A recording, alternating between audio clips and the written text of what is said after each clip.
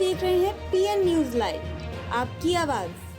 Chartered accountant student and chartered account की ओर से budget का हुआ चर्चा। अंतरिम बजट हर लिहाज से एक बेहतरीन बजट कहलाएगा। सरकार ने टैक्स दर को यथावत रखा है, यानी कि 7 लाख रुपए तक की आमदनी वाले करदाताओं को अब कोई भी टैक्स नहीं देना होगा।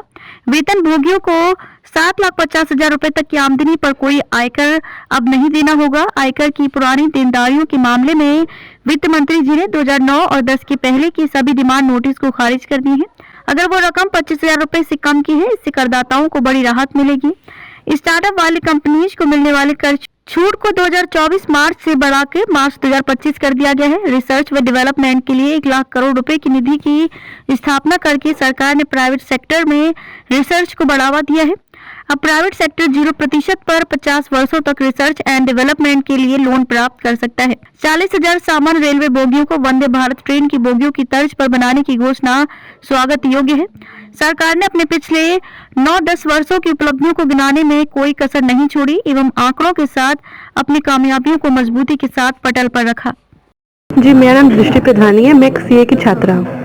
क्या कहेंगे इस बार 2024 की किस तरह की बजट? इस बार का बजट काफी इंक्लूसिव आया था। इसने सबके लिए कुछ ना कुछ दिया, महिलाओं के लिए, युवाओं के लिए, किसानों के लिए। इन्होंने एंटरप्रेन्योरशिप में काफी फोकस किया है। इन्होंने काफी लोन्स निकाले फार्मर्स के लिए। इन्होंने फाइनेंशियल एड दिया फार्मर्स को 11 करोड़ रुपए का, और इन्होंने एंटरप्रेन्योरशिप के लिए यूथ को भी काफी लोन दिया है।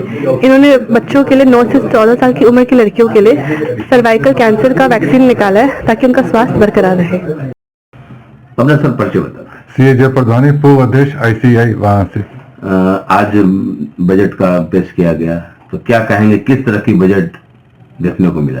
देखिए, इसको अच्छा बजट कहा जाएगा। जिस हिसाब से अंतरिम बजट है, तो इन्होंने बहुत ज्यादा लंबी घोषणाएं तो नहीं की, लेकिन उन्होंने पूरा ब्लूप्रिंट बताया और प्लस पीछे 9-10 साल की उपलब्धियां भी अच्छी तरह गिनाई 1 by 1 करके कि किस तरह से देश जो है आगे बढ़ रहा है और डेवलपमेंट तो बढ़ रहा है। और मेन चीज ये अच्छी लगी हमको कि जो पुरानी डिमांड थी करदाताओं की, जो उनके नोटिस आती थी कि उनको पता है 2080 का 2090 का इनकम टैक्स दे था 2 या 4,000, तो वो सब देना पड़ता रहा। नोटिस आते ही उनको खुद पता नहीं होता था, उसको उन्होंने माफ कर दिया। यानी कि 25,000 रुपए तक का कोई भी इनकम टैक्स की नोटिस किसी को आई हो, उसको कोई टैक्स नहीं देना होगा। और 2010 से 2015 के बीच में 10,000 तक की कोई नोटिस आई हो, उसको कोई टैक्स ही नहीं देना होगा। तो बहुत ही अच्छी रिलीफ रही। 1 करोड़ करदाता से बेनिफिटेड होंगे, तो अच्छा है टैक्स पेयर्स के लिए बजट। तो निचले पावदान से लेके ऊपर तक क्या कहेंगे बजट मिला जुला के? कुछ हर वक्त के लोगों को उन्होंने दिया, किसी को छोड़ा नहीं। और इनकी शुरू से पॉलिसी रही है, किसी को छोड़ते नहीं ताकि किसी को मौका न मिले। फिर ऑपोजिशन के वो मौका जो होती है ऑपोजिशन ढूंढ लेते हैं, लेकिन इस बार उनके लिए मौका नहीं दिया कि उन्होंने कोई ऐसी तरह से कोई चुनावी घोषणा नहीं कर डाली, ऑपोजिशन वाले खड़े हो जाए ये क्या है वो कर दिया।